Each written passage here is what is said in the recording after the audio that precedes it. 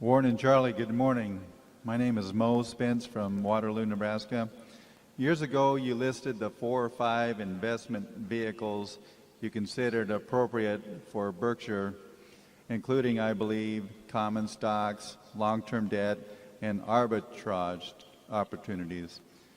In light of your comments in this year's annual report, I was wondering if you could review that list in order of preference and specifically comment on them, including the current environment for arbitrage.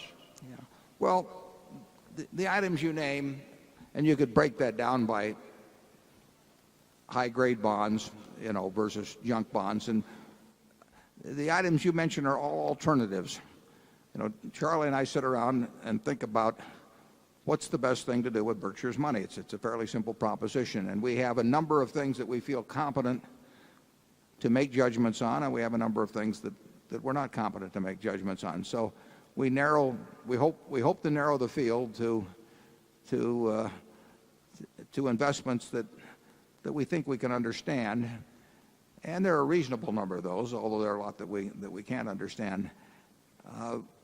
Anything I would say today, can change tomorrow. We don't think about the categories by themselves. Now, in a period like summer to mid-fall of 2002, when junk bonds became very attractive, we bought a lot of them. But we didn't make some great decision to buy junk bonds. We just started seeing things, individual items, that started screaming at us, buy, buy, buy. And then that came to an end. And so we don't go to the office in the morning thinking, what category, how do we prioritize our categories? We have an open mind, and whatever we see that day that overcomes or that crosses the threshold to where we take money out of short-term cash and move into it, it could be arbitrage. It's unlikely to be arbitrage now, because that's a game that to play on a scale that would have a meaningful effect at Berkshire is hard to do. I mean, take very big deals, and it's something we've done successfully in the past. We've made a lot of money over the years in arbitrage, and quite consistently at sometimes in the past. But Charlie and I do not have a checklist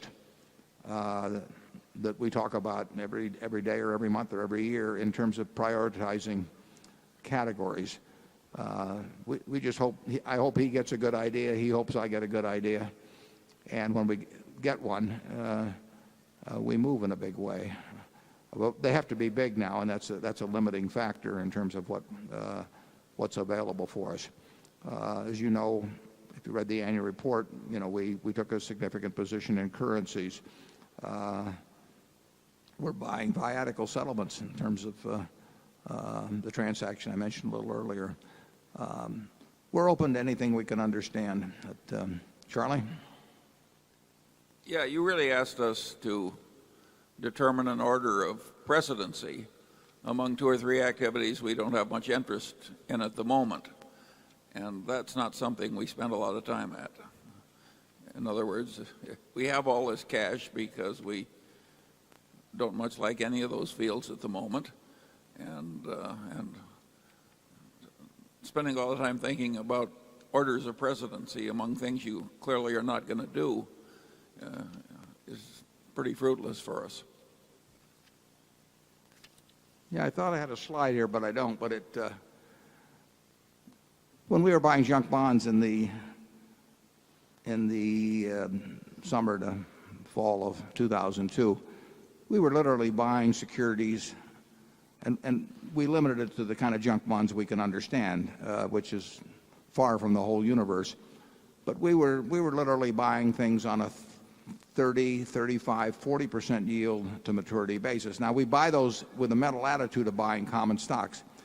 Interestingly enough, within 12 months, some of those same securities that were yielding 30 or 35% went to prices where they yielded only 6%. I mean, that is truly remarkable when you think about that happening in a country that was not in the throes of depression or anything. I mean, prices do amazing things in securities markets, and when they do something that strikes us as amazing in our direction, we will act. But we do not know today what we're going to be doing tomorrow. We have